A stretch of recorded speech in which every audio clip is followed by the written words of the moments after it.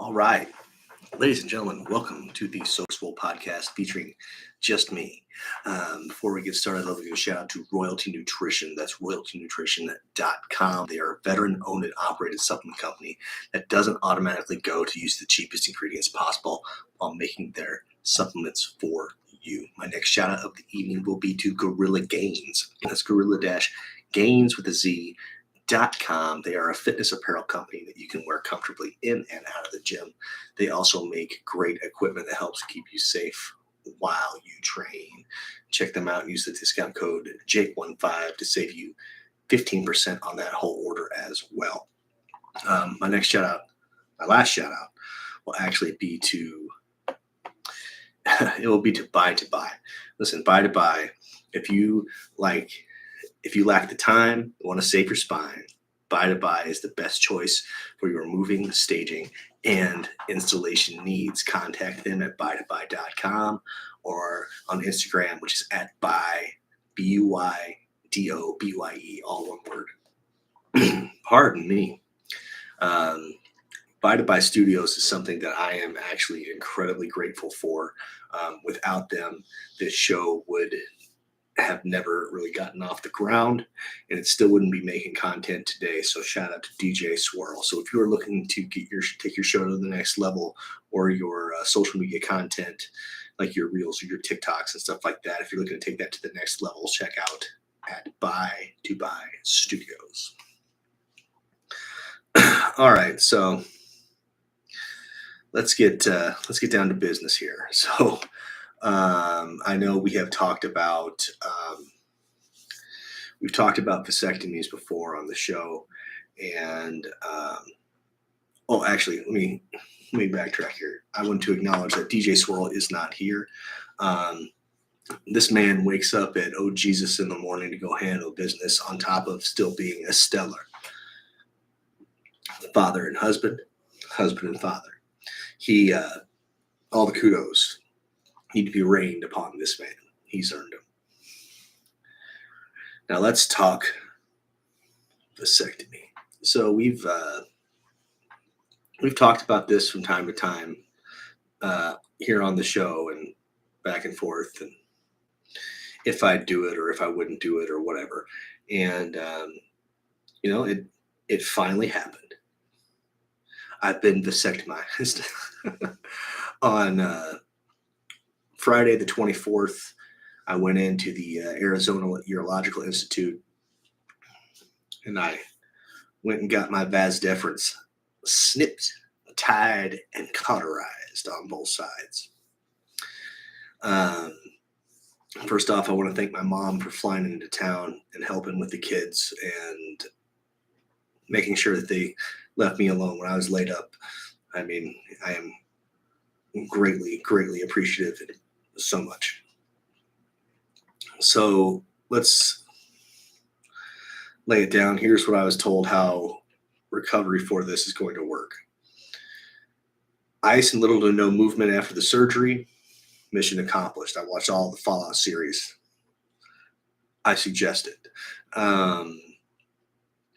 Take my antibiotic 2 times a day for 3 days. Done. Nailed it. No lifting over 15 pounds for 5 days. Accomplished. No ejaculating for 5 days or longer if there is still pain. I will be exercising this 5-day release as soon as we're done. Now, let's talk about pain and recovery. I'm not going to lie and say that I didn't feel a thing. In fact, I kind of made the doctor jump.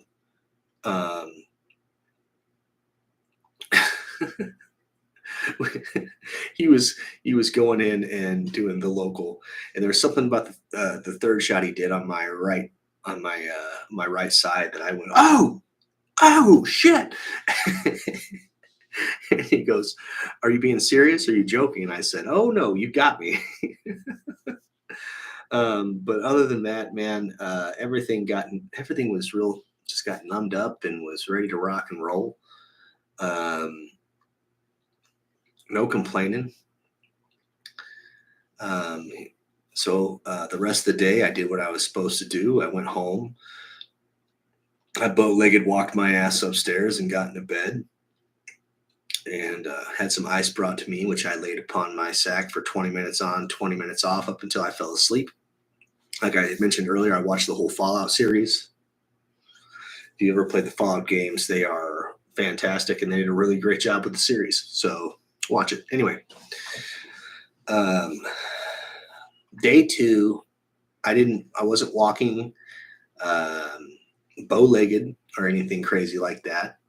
Um, I was definitely some pain. There's definitely some pain, but I was mostly sore because I was mostly sore. How are you not going to be?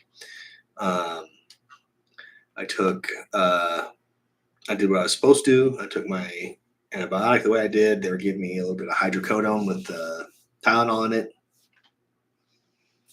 I took that. I only took like 4 of those. And I still have the rest. I'll probably be flushing those down the toilet. So take them. You don't need them, right? And day two, I kind of just came downstairs. I sat down in my office and I did coursework, which is I'm getting ready to get back into school, so I'm taking a lot of online courses that are provided by the Humble Gig to earn me some college credit, put me in better standing with the company, and turn my brain back on. So even though I couldn't physically work, I needed to do some kind of work, and I am damn glad I did. Day 3, I did the same thing as day 2, except it wasn't as sore, but it was more nagging than anything, because I mean, there's a couple holes in your ball bag, man, that have been stitched up, and there's a couple internal stitches in there, but that wasn't so bad. I don't I did exactly what I was told. I wasn't swelling up or anything. It's just real sore. Day 4, I thought that I'd be pretty cool. I'd be fine. I'd go back into work. Everything would be okie dokie, you know. Yeah.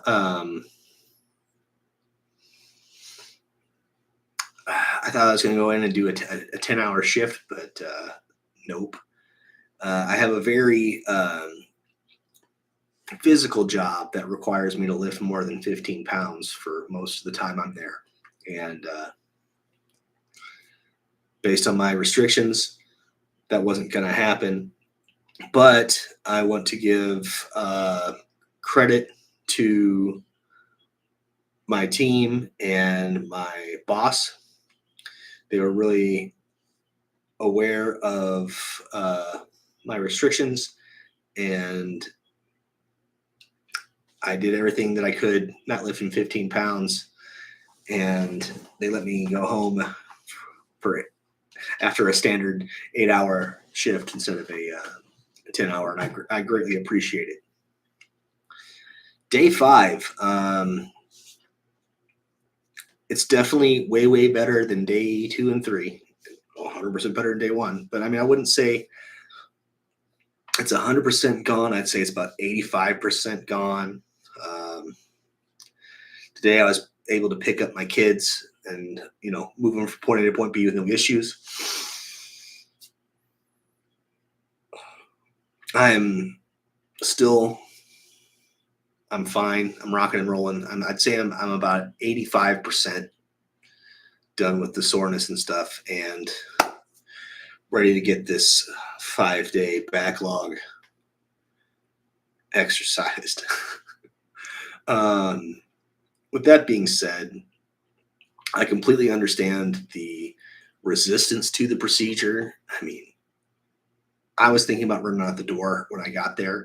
I think it has a lot to do with how boys are raised and how they're raising the men. You're always told that guy's got balls of steel. Or if you're kind of feeling squeamish about something, older men and, like maybe an adult will tell you, find your balls, be a man, stuff like that. I mean, so there's a lot of internalization that goes into protecting your manhood. But the thing is, my manhood is 100% still intact. Like the only difference is, the only difference is once I clear out the sperm I've already made, fucking consequence free, no pullouts, boys. Come on, you're getting your vas deferens, which is your sperm tube, cut, does not make you less of a man.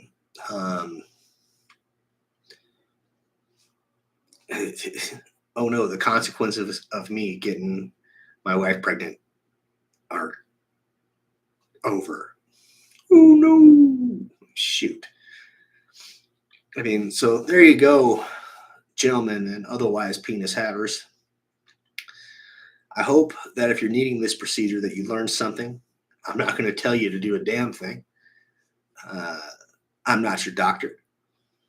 Now, if you will excuse me,